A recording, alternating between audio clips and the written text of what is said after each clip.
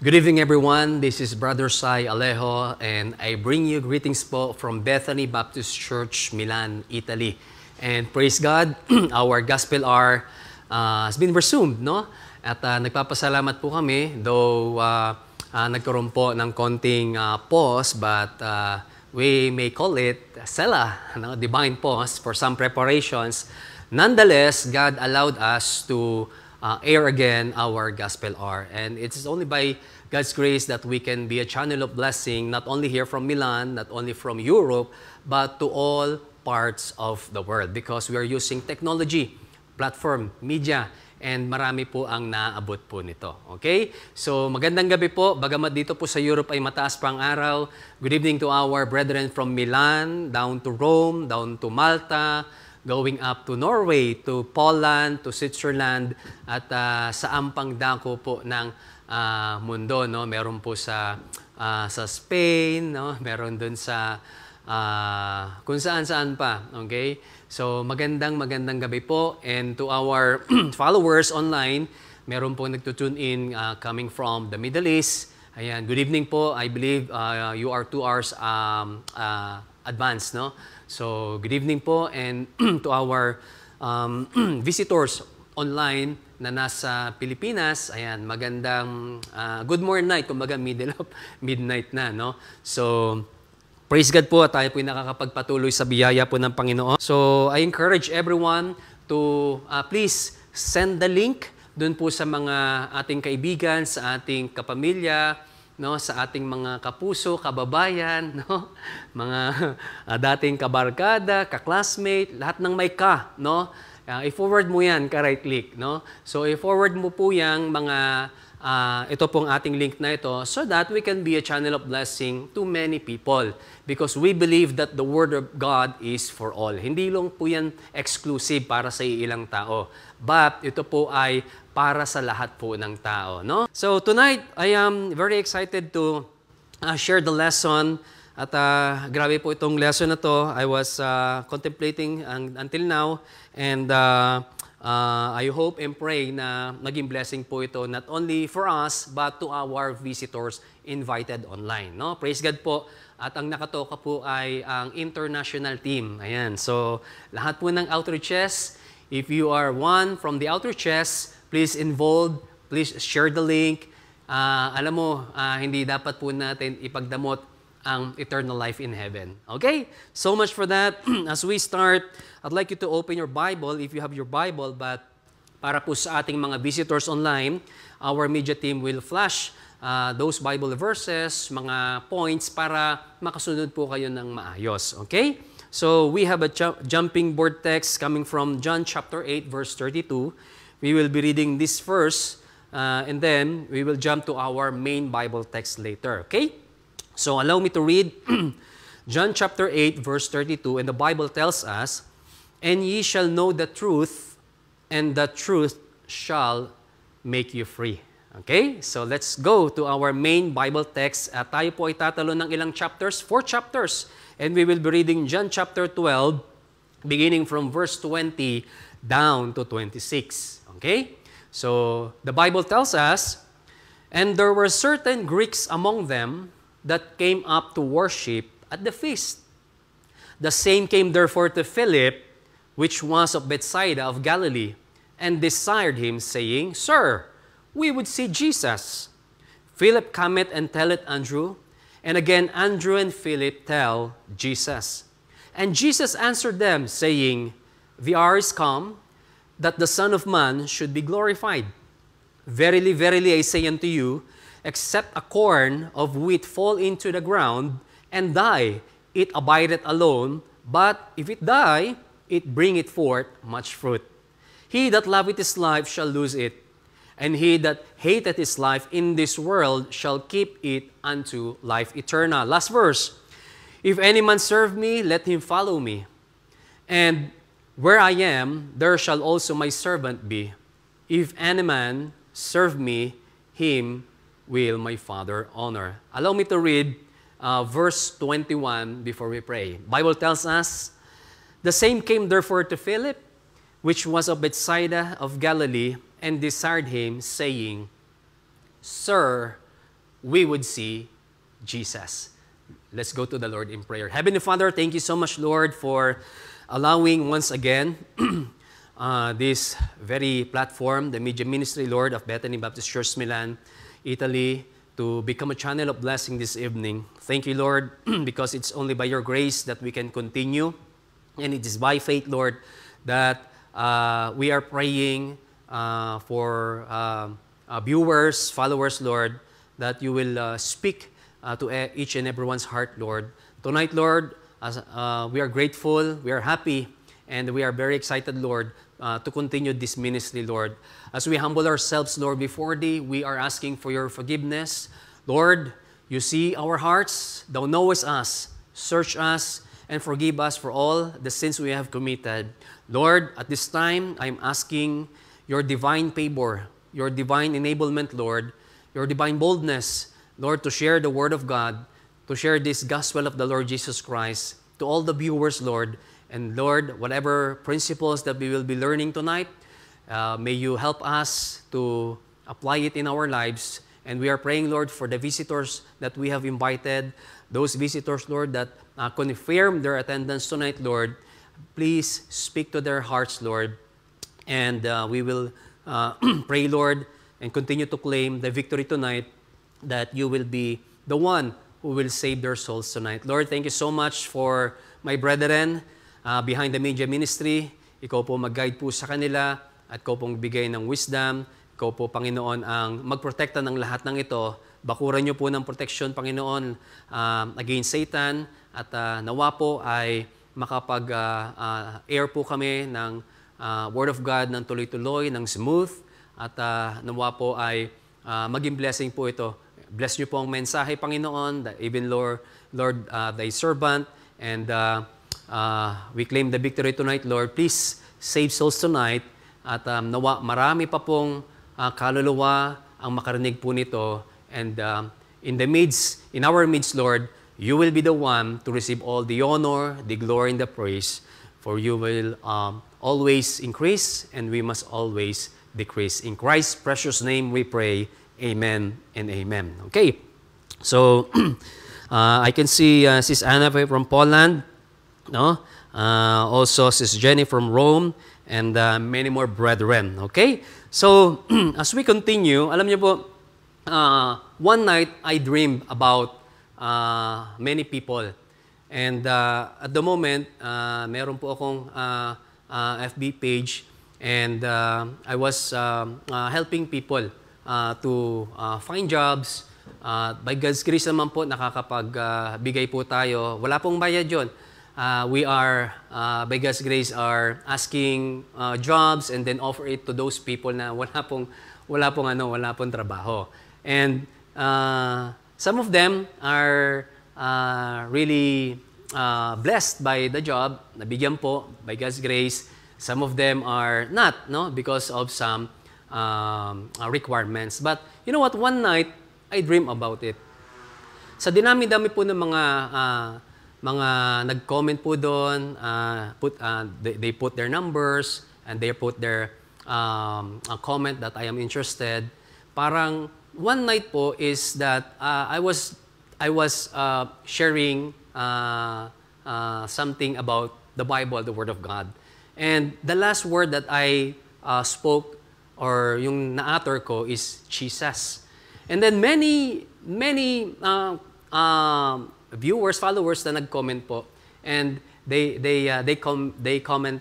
commented or they put their comment na sino ba tong Jesus na to? We would see Jesus. I want to see Jesus, no? So sa dami-dami, so I was very excited because that was Friday night. So sabi ko, Lord, ang dami kong magiging bisita nito nang darating na linggo, no? So and then maya-maya nag-alarm na po yung aking telepono. And then I realized it was just a dream, no? So, but still, I am praying na magkaroon po ng bisita ng Sunday. Okay? But friends, this story in John chapter 12 is not a fiction. This is very real, no? You know what? There are strangers, there are outsiders showed up at a feast not for food, not for the fame, but for Jesus. And they said the same words that echo in our world today. You know what? Ang dami pong gustong maging Christian. They say, or may say, no? Matawag na Christian kasi kapag ka Christian ka, in ka. There are celebrities na they show on their social media platform that they are Christian, they're sharing the Word of God, and followers are talagang rampant, no?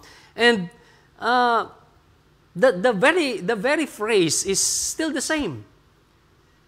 We would see Jesus. I want to see Jesus. I want to meet Jesus. But the thing is, are they really sincere of what they're saying? Kasi sa panahon po natin ngayon, sobrang dami po ng mga tao na gustong magpalit ng kanilang faith from religion to relationship. They say that they have a relationship, but you know what? The Bible always mentioned this. Not all that say Jesus, no, or Lord, Lord, will come into the kingdom of God. So tonight, I encourage you, even you brethren, to our visitors, that if we really seek Jesus, if we really want to see Jesus, we have to be sincere about it. Okay?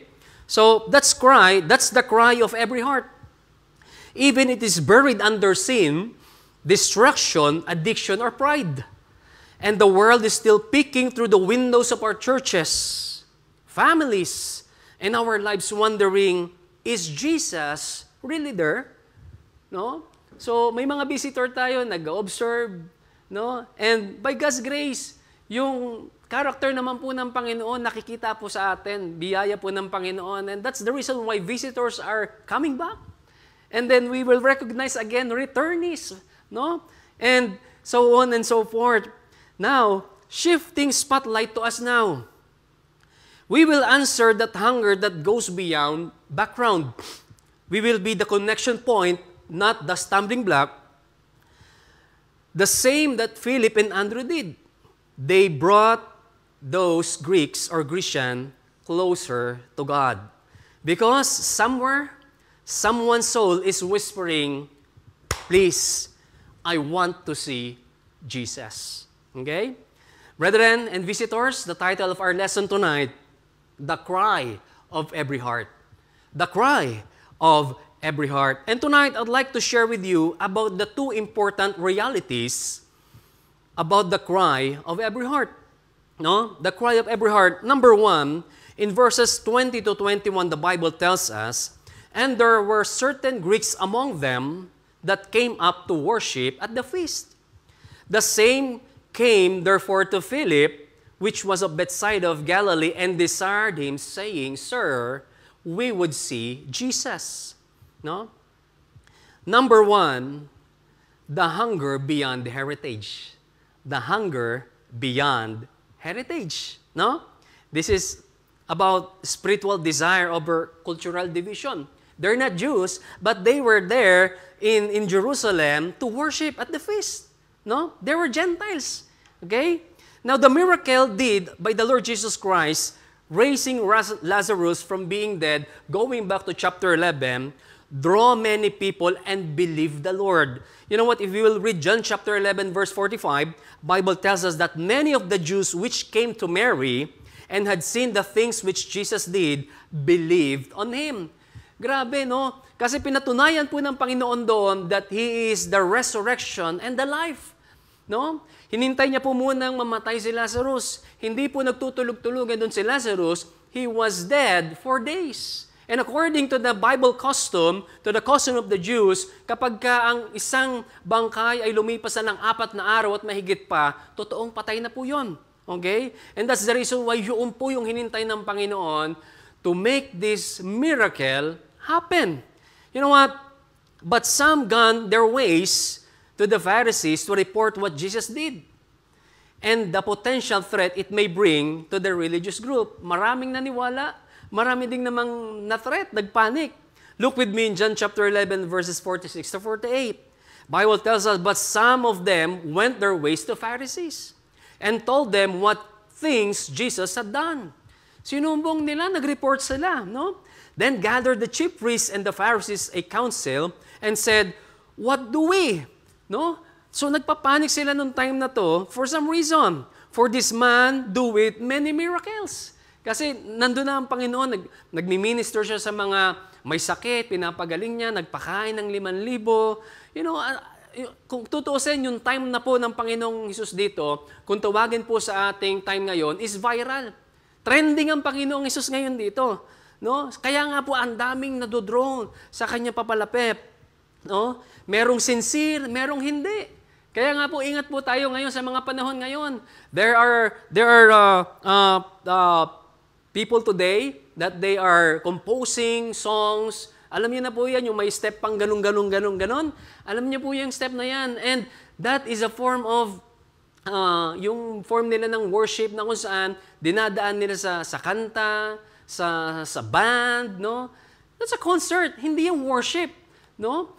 No, hindi po yung proper worship. The Bible tells us that we must worship Him in spirit and in truth.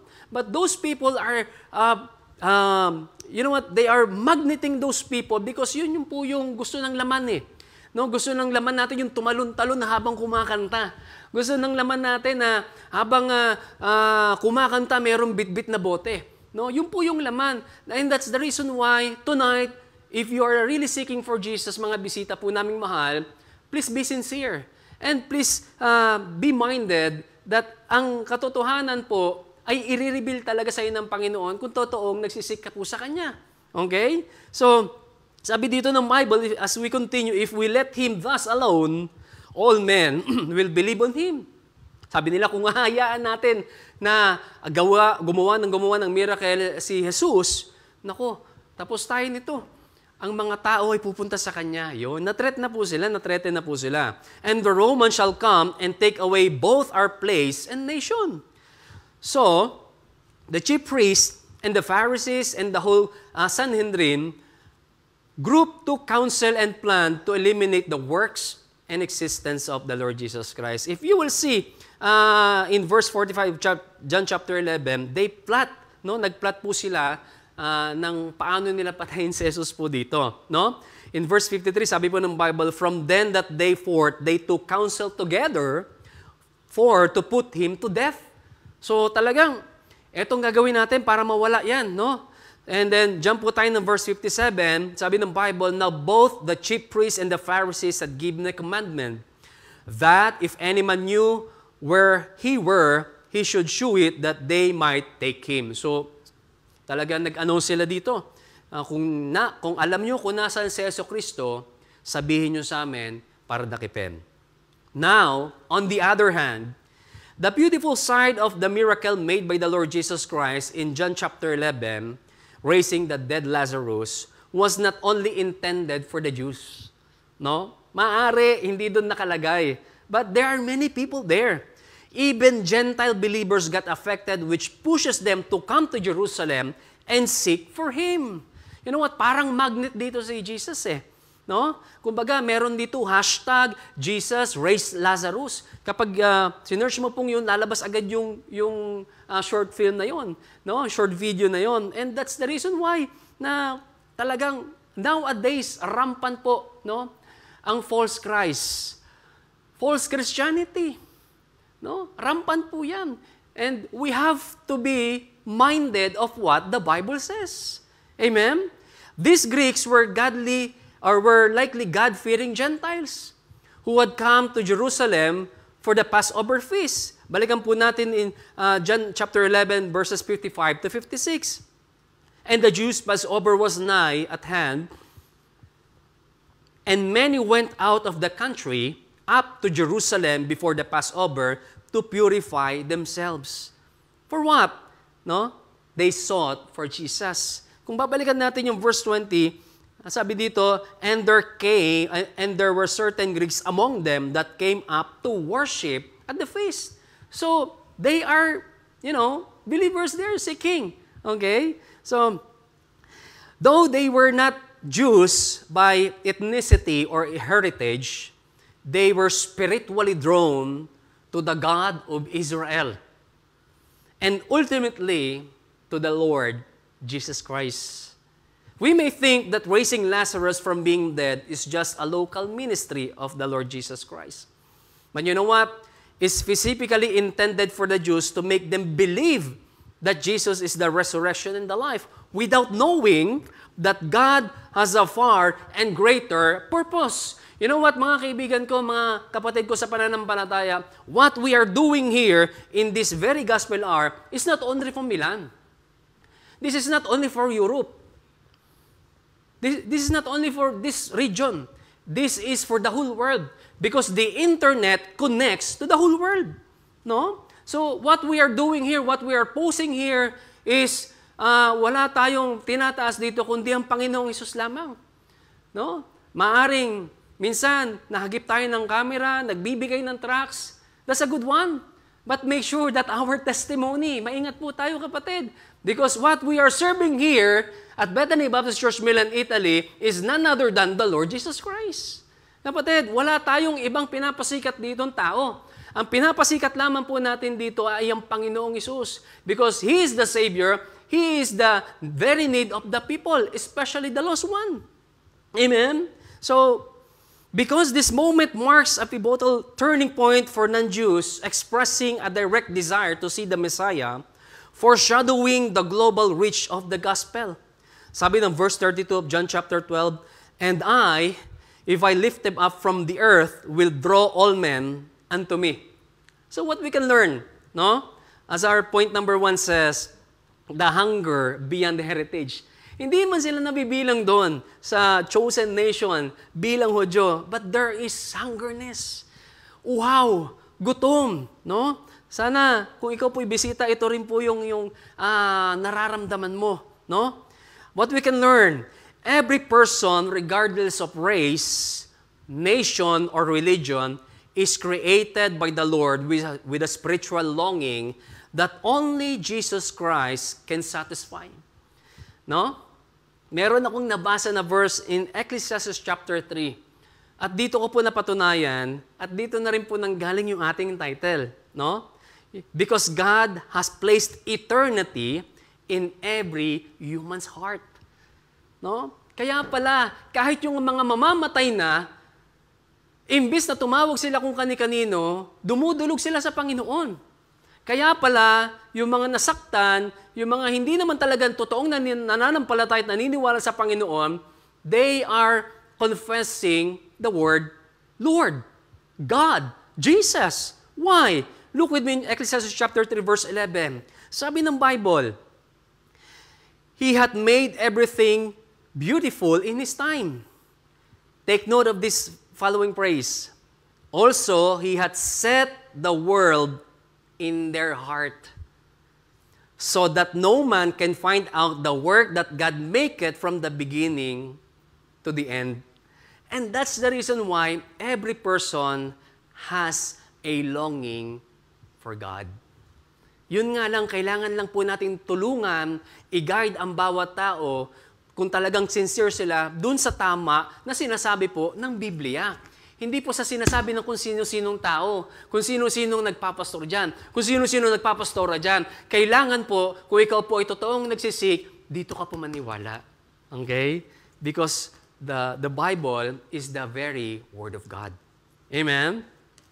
So the glorious gospel of the Lord isn't just ethnically exclusive, but it's global or globally inclusive.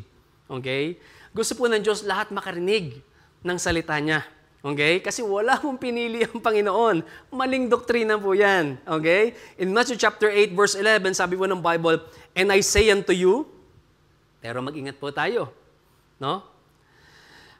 "That many shall come from the east and west, that shall sit down with Abraham and Isaac and Jacob in the kingdom of heaven." Marami po manggagaling in the east, in the west, para saan? Magsisik kay Lord. No? Jesus Christ is for all the people, not just for the chosen few. You may probably heard that from many preachings or teachings, but it's real. Totoo po yan. No? That all people one day will bow down their heads and knees. No? And we will confess that Jesus Christ is the Lord. Amen?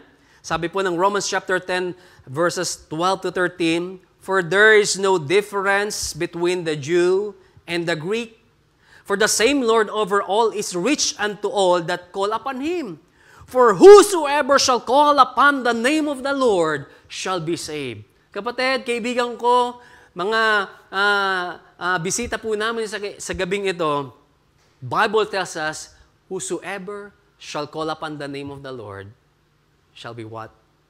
Saved. Eternity po ang pinag-uusapan dito. Now, these Gentiles were not raised in Jewish tradition. They are Grecian. No? Kung tatanungin mo, yung time na to, sikat po dito sina Aristotle, sina Plato, no? They are the philosophers, no? Pero we may see, even though they are from Greece or Grecian Gentiles, they are still seeking the true wisdom.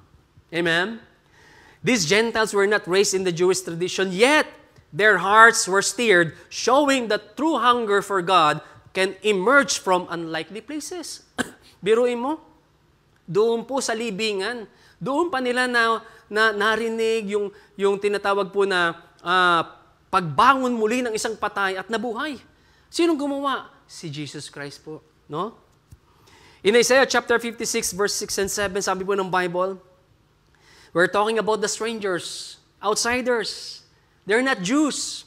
They are outside the people of God, the nation, no? The chosen nation. Bible tells us in verse 6, "Also the son of the stranger that joined themselves to the Lord, to serve Him, to love the name of the Lord, to be His servants, everyone that keepeth the Sabbath from polluting it, and taketh hold of my covenant." Verse 7, "Even them I will bring to my holy mountain." Wow! Grabe po, no? Ang pinagsisilbihan po nating Panginoon sa araw po ngayon, sa panahon po natin ngayon, ay hindi po Diyos na maramot. Hindi po siya namimili. Dahil ang gusto po ng Panginoon ngayon, gusto po ng Panginoon na pinagsisilbihan po natin na lahat po ng tao ay makarinig ng gospel ng Panginoong Hesus. That is His love. Ganun ka-special, kaibigan ko. No? Sabi dito, "And make them joyful in my house of prayer. Their burnt offerings and their sacrifices shall be accepted upon mine altar, for mine house shall be called an house of prayer for all people." Now, an outsider, we may think for us, is not an outsider for the Lord. Sometimes, tayo po, believe it or not, tanggapin po natin, namimili tayo ng babahagingan. Pilipino ba yun? Kabayan ba yun? Kapatid, alam mo po, sa Panginoon, walang kulay. Sa pananalita, kulay ng mata, kulay ng buhok, kasarian, may kapansanan yan, kumpleto man yan, may trabaho wala, buong pamilya o wala, tambay. Sa Panginoon, lahat special. No? Sa Panginoon, lahat ay kasama. Walang outsider po sa Panginoon. Maybe for us, no?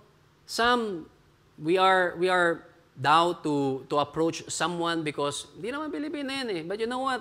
Learn from this, kapatid. No? Learn from this, kapatid, that kahit ngayon ng mga summer, minsan nakaabang tayo sa mga Pilipino, sa Cadorna, sa Tomo. Wala sila, okay, given the fact that wala sila. But there are still people there.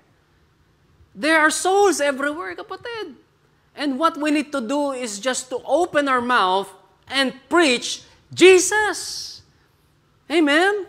In Acts chapter 10, verses 34 to 35, sabi ng Bible, "Then Peter opened his mouth and said, Of a truth I perceive that God is no respecter of persons." Kapatid, kahit anong kasarian yan, sabihin na nating bakla o tomboy, ang mahal ng Diyos yan, kapatid. Ang ayaw ng Diyos yung kanila pong kasalanan na ginagawa, pero mahal ng Diyos yan. Lapitan natin sila, kapatid. They need the gospel of the Lord Jesus Christ. "In every nation that he feareth him and worketh righteousness is accepted with him." Kapatid, walang mayamang bansa o mahihirap na bansa sa Panginoon. Basta may kaluluwa dyan, gustong marating ng Panginoon, ng gospel ng Panginoong Hesus yan. And that's why we are partnering those missionaries, kapatid.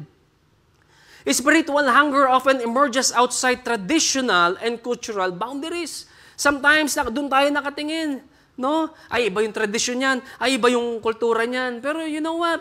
Kapag yan po ay nakaparinig ng salita ng Diyos, because sabi ng Bible, faith cometh by hearing and hearing by the Word of God, magkakaroon tayo ng isang kwento. Meron tayong common ground. And that is the Lord Jesus Christ. No po? In John chapter 4, no?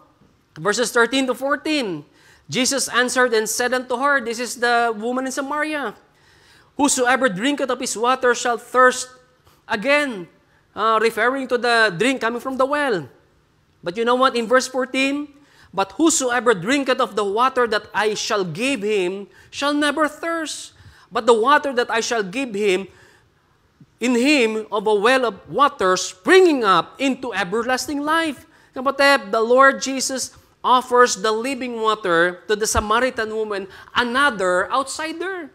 And that's the reason why wala po dapat tayong pinipili. Kung marami kang group dyan sa Facebook mo, i-share mo lahat yan sa group. Meron kang group sa mga techie, may mga group ka sa mga OFW, may mga group ka sa mga trabaho, may mga group ka sa mga chismis, may mga group ka sa mga update na ako. I-send mo lahat yung link na yan. Bakit? Kasi may mga kaluluwa dun eh. And they are in need to hear the Word of God. Amen? Kapatid, most of the time, we are the ones who limits the grace and the saving gospel of Christ to others. Sana gayahin natin yung action ni Philip. Nung pagkakita niya at may nag-approach sa kanya ng mga Greece, alam niya na yun ay mga Gentiles. And what he did is go to Andrew. Because Andrew always points someone to Jesus. Sana ganun tayo. Hindi yung pagka may nag-approach natin, saan ba kayo nag-church? Doon sa Abete Graso. Baptist kami, baptist. Hindi ganun. We should entertain all of them because that is the every cry. That is the cry of every hearts. No? Hindi natin alam they are sincerely seeking for God. No? Ang gospel ay hindi para sa mga kapwa lamang nating mga Pilipino. Para saan pa kung bakit tayo merong 3 translation ng gospel tracts?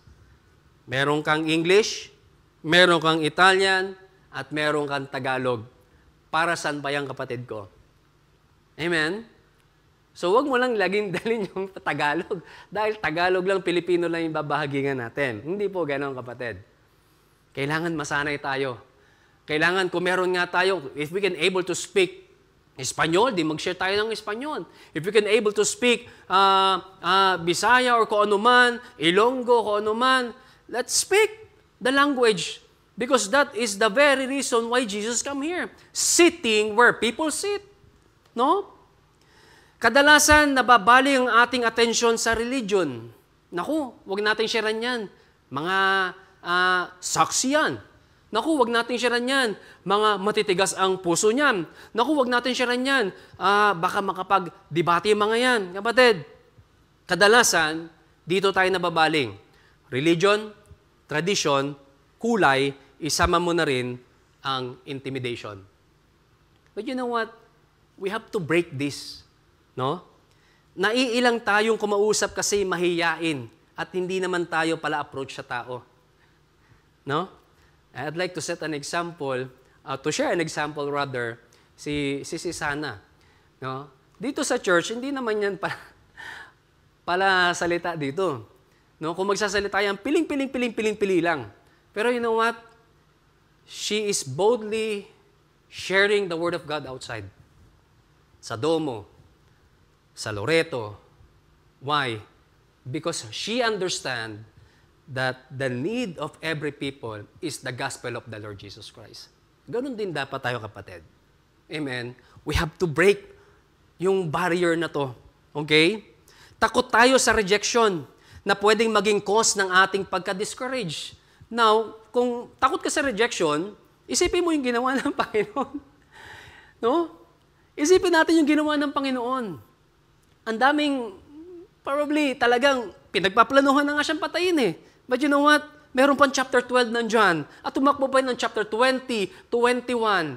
Ibig sabihin, ang Panginoon hindi na-discourage. No? Because He is very focused dun po sa kalooban ng Diyos Ama sa Kanya. Dapat ganun din po tayo, kaibigan ko. Kung minsan, yung tao na ang lumalapit sa atin pero napapalagpas natin ang pagkakataon dahil hindi tayo handa o nahihiya tayo na ibahagi si Kristo at ang pagmamahal niya sa kanila. Sometimes, ganito po tayo. No? Hindi natin naibahagi si Kristo sa iba kasi pakiramdam natin hindi tayo equipped sa pagbabahagi. Kapatid, umating ka dun sa Soul Winning Clinic ni Preacher Sanjay. Para maging equipped tayo, kapatid. Nasasayang ang pagkakataon na maibahagi si Kristo sa iba kasi tinatamad tayo at wala talaga tayong pakialam. Ouch, Brother Sai. Kung nasaktan ka dyan, mag-comment ka. Ouch. Kapatid, be like Philip and Andrew. They don't think, ay mga Gentiles to. Taga-Greece to ah. No. Sabi nila, Sir, we will see Jesus. No?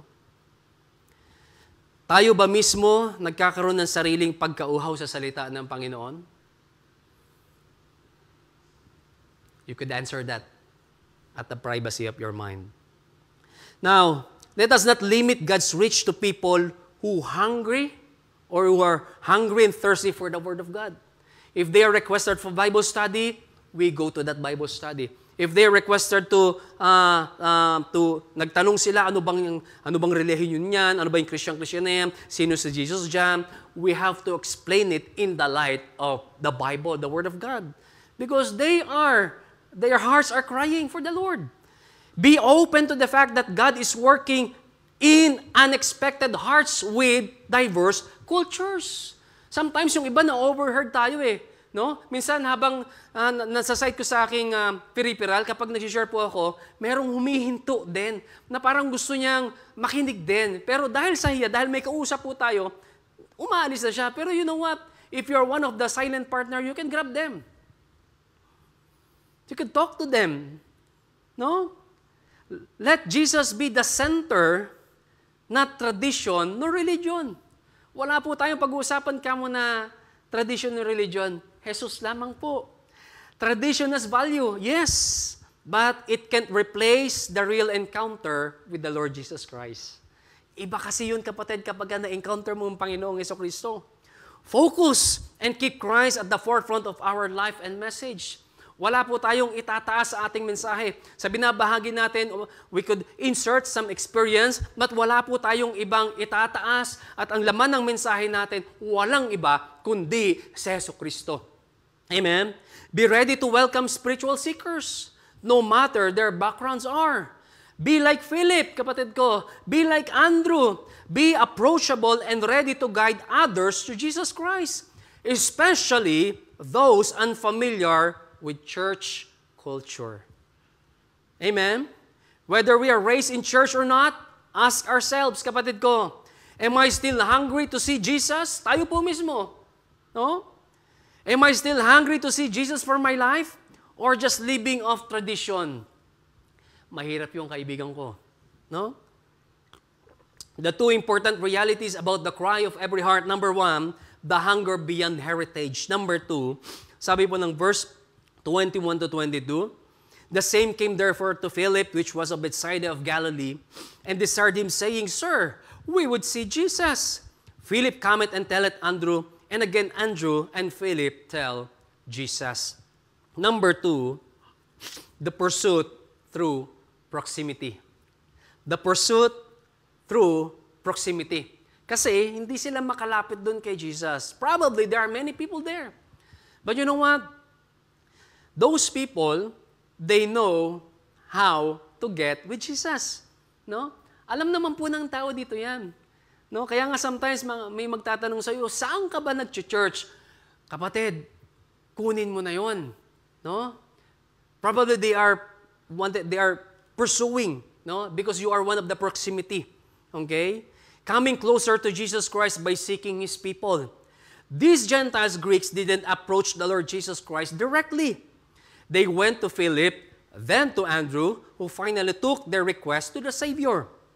Possibly because of cultural, language, or religious barriers made them hesitant to go to the Lord Jesus Christ directly. And that's why,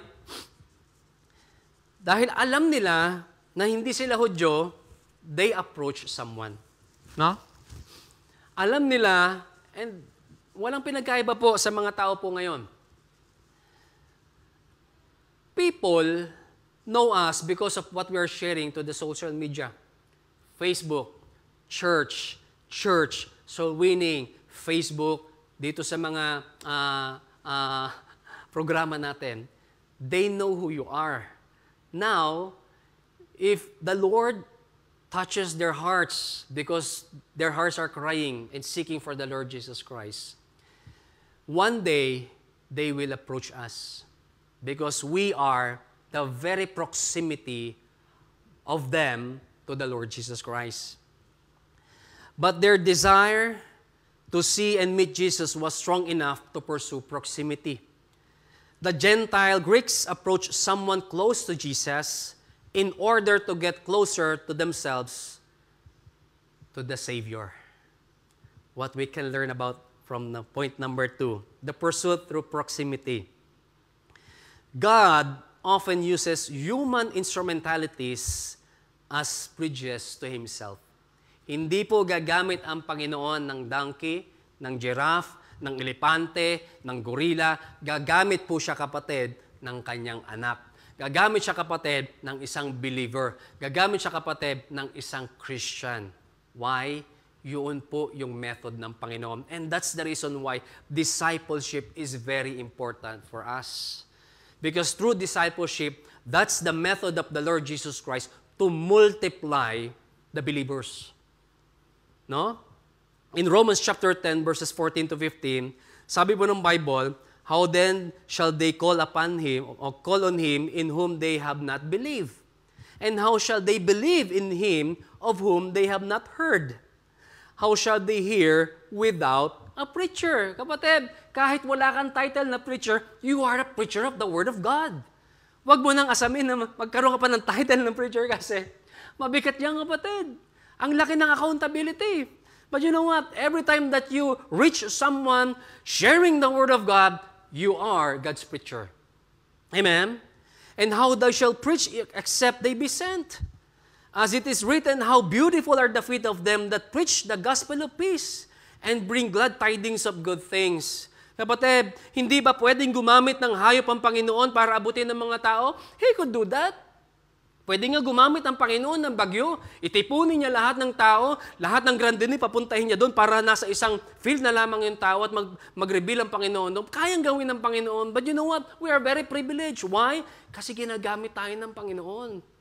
And that's the reason why, if there's an opportunity, there is an evangelistic service that is going to happen in advance, approach someone. Maaring umiiyak na yung puso niya sa Panginoon. Amen? Hindi ba pwedeng gumamit ng kalikasan at mga kalamidad ng Panginoon para maabot ang mga tao? Just as Philip and Andrew brought seekers to Jesus Christ. We are called to be spiritual connectors. Hindi tayo mga stumbling block, kapatid. We are linkers for those hungry, for those thirsty for the Word of God. Amen? Proximity to Jesus Christ makes us the pathway or bridge for others. Grabe, kapatid, that's a very wonderful privilege that we have. We are proximity. Amen? Para tayo yung access. No? We are not the one saving, but we have the access. Alam niyo po, sa company, in a building, they will give you access card for you to get inside the building. For other people who doesn't know Christ, if you are a believer, kapatid ko, you are God's access ng mga lost dito sa mundong ito to heaven. Amen?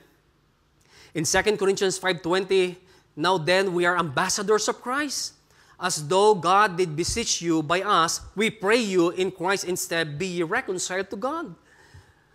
The closer we are to Jesus Christ, the more people will approach us when they are spiritually curious, confused, or desperate. Ang tanong, kapatid ko, sa gabing ito, gaano ka kalapit sa Panginoon? Our obedience to God opens the way for divine encounters for others. No? Remember what the Bible says in Matthew chapter 5, verse 16? Let your light so shine before men. Kapatid, dapat nagniningning po tayo. Hindi lang yung puting ngipin natin yung nagniningning. That they may see your good works and glorify your Father which is in heaven. Kapatid, Philip and Andrew didn't dismiss the seeking Greeks. They responded and acted. I hope every one of us, if someone asks, saan ba yung church nyo? Dapat naka-ready na yung sasagot natin. Kumbaga, kung ikaw ay gumagamit naman ng AI, meron kang prompt agad. No? Piazza Pitagraso, 89 po ang aming biya. Bethany Baptist Church, Milan, Italy. We are Bible-believing Christians and we preach and teach what the Bible says. Amen? Kapatid, their simple obedience brought seekers face to face with the Savior. Di ba, what a wonderful event if there are visitors coming in, they're professing, when the pastor invites for, coming into the Savior, no? Repenting of their sins, no? In John 1, verses 40 to 42, sabi po ng Bible, one of the two which heard John speak and followed him was Andrew, Simon Peter's brother. He first findeth his own brother, Simon, and said unto him, we have found the Messiah, which is being interpreted, the Christ. And he brought him to Jesus. Andrew brought Peter to Christ. Amen? Kapatid, be not a barrier. There are many people confused nowadays. Saan ba sila mag-church? Saan ba sila puputang Christian group? Saan ba sila yung Jesus, Jesus din naman yan? Kapatid, they need to be enlightened by the Word of God. Amen? Don't hold the people back with judgment. Kung may kulay yan ng buhok, hayaan natin ng Panginoon ang magbago dyan. Kung ganyan niya manamit, huwag nating tawanan. Hayaan natin ng Panginoon ang magbago dyan. Kung ganyan niya magsalita, huwag tayong maasar. Kasi hayaan natin ng Panginoon na magbago dyan. No? Fear indifference. Don't be a distant follower of Christ. Kailangan malapit tayo sa Panginoon, kapatid ko. Hindi natin maituturo ng ayos si Jesus sa iba kung tayo mismo ay malayo sa Kanya. Kapatid, hindi pwede yung nakapiring tayo, kapatid. Kailangan kapag merong nagtanong po sa atin, we will see Jesus. Dito po ang sa Panginoon. Amen? Don't ignore the small acts of obedience to God. Because every obedience natin sa Panginoon, may karampatang biyaya po ng Panginoon dyan. Huwag tayong mamili ng task o mga gusto lang natin ang gawin kay Lord. Kung tayo po ay naatasan maging silent partner, be a silent partner. Kung tayo naatasan mag-share, share the Word of God boldly. Kapatid, kung sinasabihan tayo mag-invite sa mga upcoming evangelistic service, gawin po natin ang lahat. Maximize the media ministry, maximize the social media. Kapatid, ang dami natin pwedeng magamit. No? But you know what? We are the ones limiting. We are the ones limiting of God's grace.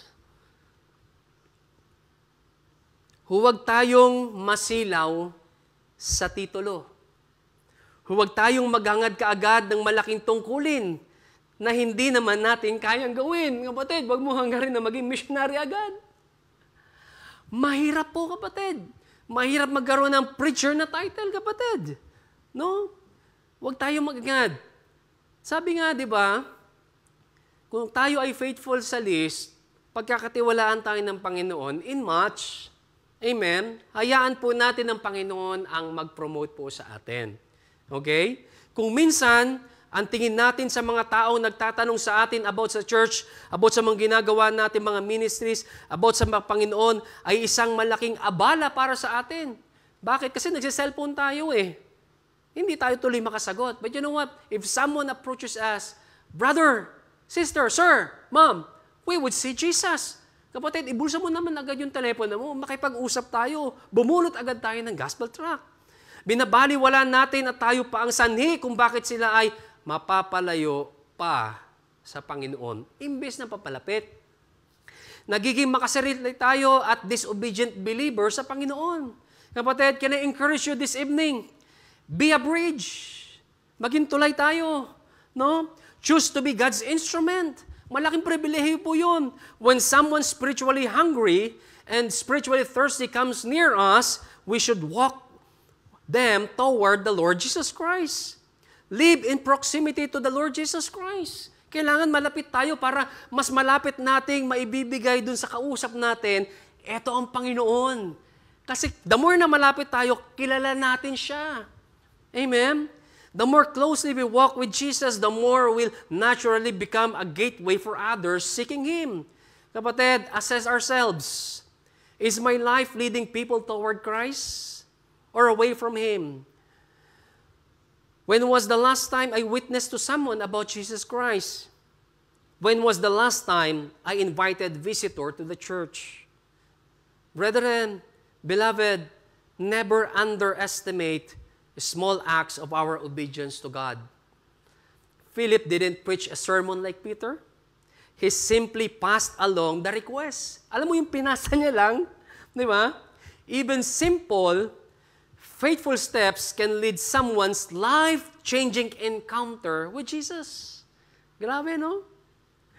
See, interruption and obstruction are divine appointments of God to other. No?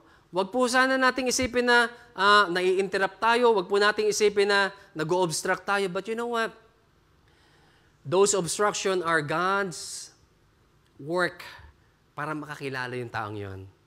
The Greeks' request couldn't been brushed off, but it became a key prophetic moment. Bakit? In John chapter 12, in verse 24 to 25, sabi ng Bible, the hour is come that the Son of Man should be glorified. Sabi ng Panginoon, eto na, malapit na.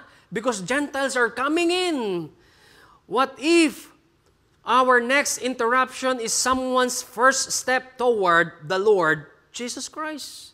To our beloved visitors tonight, maybe you are seeking for God, but you have to be guided through the Word of God. Kasi hindi po lahat ng church ay totoo. Hindi po lahat na nagtuturo ay totoo. Hindi po lahat ay sasabihin sa iyo, pwedeng magpakilala, totoo kami.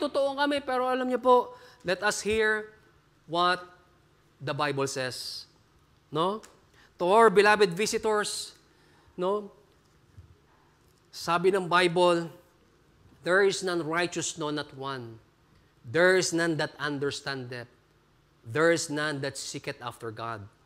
Wala naman talaga naghahanap sa Panginoon, but you know what? Their hearts are really crying for the Lord. Salamat po. And I hope tonight, while you are still there, wag po kayo munang maglalag out. Wag niyo po nang scroll up. Okay? Just stay focused. Sabi po ng Bible, the very reason that the Lord Jesus Christ came here 2,000 years ago, it is because to save you and me from the impending danger. Why? Because we are all sinners. Yan po ang sabi ng Bible, for all have sinned and come short of the glory of God. Tayo po lahat ay makasalanan.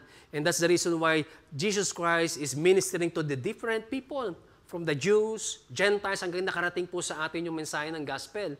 Salamat po dahil ito pong gospel na to ang binabahagi po natin. No? Hindi po opinion. Kung ano po yung sinasabi ng Bible. And the very bad thing na kung hindi po tayo makakilala sa Panginoon, sabi po ng Bible, for the wages of sin is death, but the gift of God is eternal life through Jesus Christ our Lord. Maybe you are seeking for God. Maybe meron kang mga struggles ngayon. May mga babayarin ka, may problema ka, wasak ang relasyon ng pamilya, wasak ang relasyon ng mag-asawa, suddenly meron kang loss, family loss, namatayan ka. But you know what?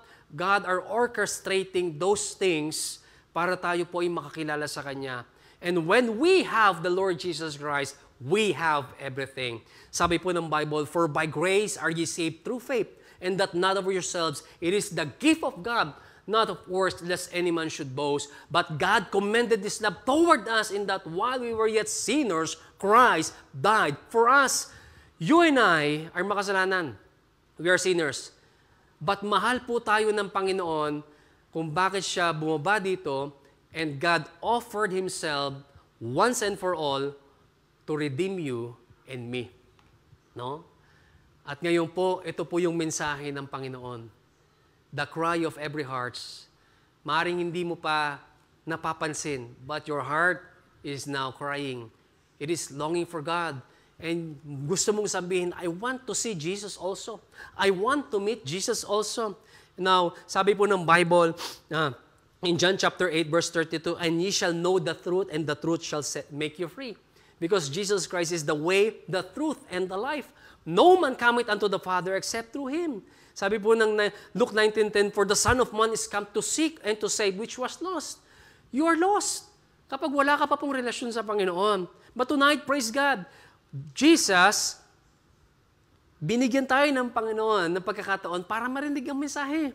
Sabi ng Bible, for God sent not His Son into the world to condemn the world, but that the world through Him might be saved. If you are a visitor tonight, I want you to realize these things. We are all sinners, and because of sin, we are doomed to hell. That's the reality. And that is what the Bible says. But praise God, He made a remedy. And that very remedy is the Lord Jesus Christ. The very thing that we need to do is to accept in ourselves na tayo makasalanan.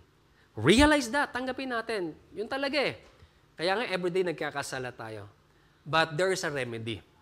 The remedy is that we can ask forgiveness directly to God. Lord, patawad. Alam mo pa, nung ginawa ng Panginoon na ialay ang kanyang buhay, He didn't just pay our sins, our debt. He also forgave us already. But there's a need to confess, no? Testifying both to the Jews and to the Greeks, repentance toward God and faith toward the Lord Jesus Christ. If you are visitors tonight, I'd like you to pray. Samahan kita sa prayer ngayon. Okay? Okay lang ba? Okay, mag-pray tayo. Okay, kung maingay dyan, go to some place, mag-stop ka muna. Let's pray. No? And this prayer cannot save you. But this prayer can be, this is the access that you can speak directly to God. Because God sees those hearts na nagpapakumbaba. Yun ang gusto ng Panginoon. No? So, sa prayer natin ito, angkinin mo na prayer mo to. And we will ask forgiveness, and we have to receive Jesus Christ to our hearts and to our lives. If you are a visitor tonight, I'd like you to pray. Samahan mo po ako sa prayer na to. Sambitin mo po ito mga prayer na to. At nawa makita natin ang kahalagahan that one day, no, Jesus Christ wanted to see us there in heaven. Okay? If you are a visitor tonight, let us pray. Samahan niyo po ako at sabayan ako sa prayer na to. Dakilang Diyos Ama, banal at makapangyarihan sa lahat. Salamat po, Panginoon ko. Sa mga oras na ito, ako po'y naimbitahan, makinig po ng Gospel Hour. Panginoon, katulad po ng karamihan tao, ako po'y makasalanan. Ako po'y marumi sa inyong harapan. Subalit salamat po, ako po ay pinatawad ninyo, binayaran ng aking kasalanan, Panginoon. Binitbit niyo po ito sa cross ng Kalbaryo at binayaran. Panginoon, naririto po ako, humihingi po ng kapatawaran, Panginoon. Tignan niyo po ang aking puso. Nagpapakumbaba ako sa inyong harapan. Nanawa po ako ay malinis at mapatawad ng inyong banal na dugo ng Panginoong Hesus. Simula din po sa araw na ito, Panginoon, bukas po ang aking puso at tinatanggap ko po si Jesucristo bilang aking maging Panginoon at tagapagligtas. Panginoon, gusto ko po masiguradong pupuntahan ng aking kaluluwa balang araw. Dahil alam ko, Panginoon, ang mundong ito ay hindi po ito yung totoo at yung final na pupuntahan at lalagyan ng aking kaluluwa. Simula po sa araw na ito, nawa ay isama niyo, Panginoon, ang aking pangalan sa Book of Life, Panginoon. At balang araw, Panginoon, mamimit din kita harap-harapan dyan po sa inyong kaharian. Salamat po sa regalo ng buhay ng walang hanggan. Ganon din po sa personal na relasyon na natagpuan ko sa Panginoong Hesus. Ito po ang aking dalangin, puno ng pagdakila, pasasalamat sa tanging pangalan po ni Hesus. Amen and amen. Kaibigan ko, kabayan, kapamilya, kapuso, o ano paman, kung ikaw po ay nag-pray, sincere ka, kaibigan ko, na nagsisik ka sa Panginoon, maaari ka ba mag-comment dito? Brother Sai, nag-pray ako kanina, and tinanggap ko ang Panginoong Hesus, nagsisi ako ng kasalanan ko, tinanggap ko ang Panginoong Hesus bilang aking Lord and Savior ng buhay ko. Sabi po kasi ng Bible, no, Jesus is the only way, the truth, and the life. No man cometh unto the Father except through Him. Okay? Ipinadala ang Panginoon dito ng Diyos Ama, hindi para pahirapan po tayo, kundi para tayo ay mabigyan, no, ng pagkakataon, ma-realize sa ating mga sarili, kailangan po natin ng tagapagligtas. At yun po ay matatagpuan natin sa katauhan ni Jesucristo. Kung ikaw po ay tumanggap, maaari ka po mag-comment dito. Brother Sai, nag-pray ako, kasabay nyo. Brother Sai, nag-pray ako dito at tinatanggap ko po ang Panginoong Hesus. Brother Sai, nag-pray ako kanina, humingi po ako ng patawad at umaasa po ako na ako po ay, yung kaluluwa ko po ay makakarating ng langit. You know what? Sabi ng Bible, kung yan po ang desire ng puso mo, kaya mo pong masigurado.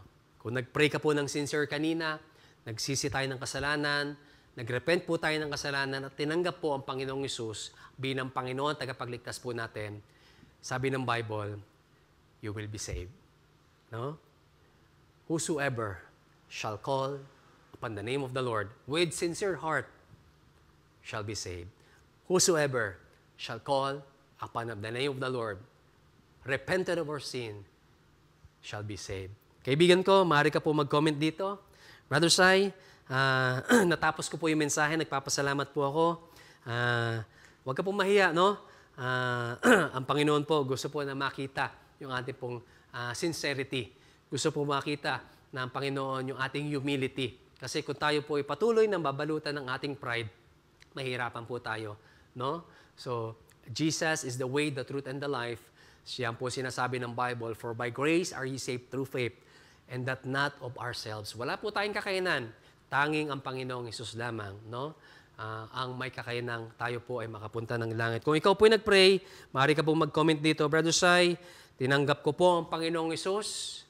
Brother Sai, nagsisi po ako ng kasalanan. Brother Sai,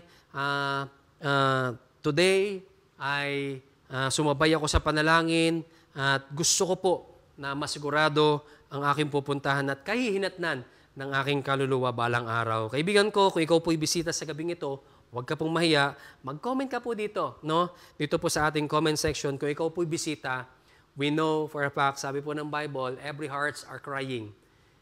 Why? Because our hearts are really seeking for God. No? Hindi lamang po dapat tayo sa panahon ng kalamidad, sa panahon ng may matinding problema, sa panahon na gipit, no? Kasi yan pong mga senaryo na yan ay ginagamit ng Panginoon para pong lahat tayo ay makakilala sa totoong Diyos. And we will realize someday somehow na ang Diyos pala ang tanging paraan. Ang Diyos pala ang tanging way na mapoprovide ang lahat. Papawi ng aking kalungkutan. Magkakaroon uli ng aking masayang puso. Salamat po. Praise God, we have 3 professions of faith. Salamat po. No? Alam niyo po, sabi ng Bible, if you really indeed receive the Lord Jesus Christ, profess of your faith, Bible tells us in John 1:12, but as many as received Him, to them gave He power to become the sons of God, even to them that believe on His name. Ngayong araw na ito, ngayong oras na to, kung sincere po ang inyong mga puso na nagsisi ng kasalanan na tinanggap ang Panginoong Hesus, naging anak ka po ng Diyos. Okay? Kaya tinawag ka po naming sis, tinawag ka po naming brother. Our common denominator is the Lord Jesus Christ. Okay? Kung meron pa pong bisita, wag po kayong mahiya. No? Wag po kayong mahiya at yan po ay kita ng Panginoon. No? Yan po ay malinaw. No? Kahit na milya-milyang layo po ng Panginoon sa kanyang kaharian sa langit. Okay? Praise God for the 3 professions. Now, as we conclude our lesson, Beloved, from the voices of unnamed Greeks in John chapter 12 to the silent cries of our modern souls today, one truth remains, and that is every heart is crying out, saying, we would see Jesus. This cry transcends culture, background, status, and religion. It is the hunger beyond heritage, a longing placed in every human soul by God Himself. Nilagay niya yun doon. Whether raised in the church or temple, every person is searching for something real. Kaya nga mga tao ngayon ay after sa mga kung saan yung totoo, no? But most of all, eternal and transformative.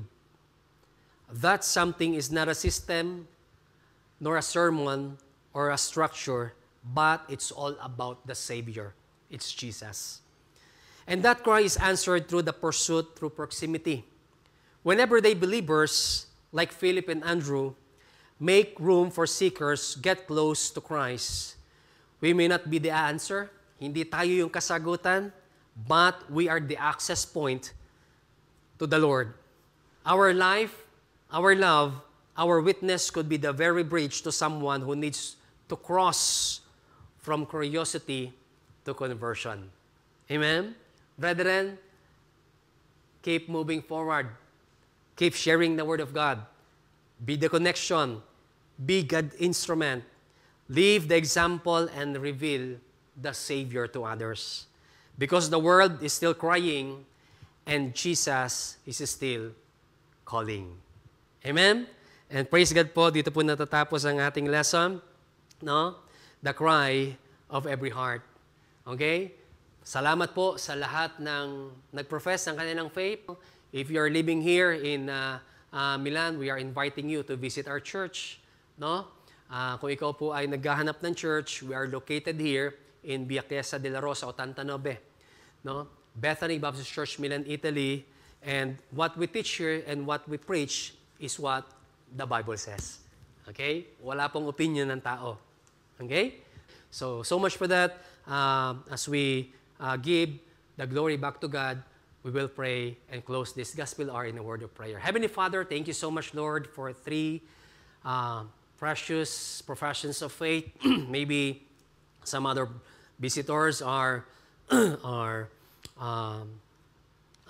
got shy to put a comment or para mag-profess po. But Lord, Thou knowest their hearts.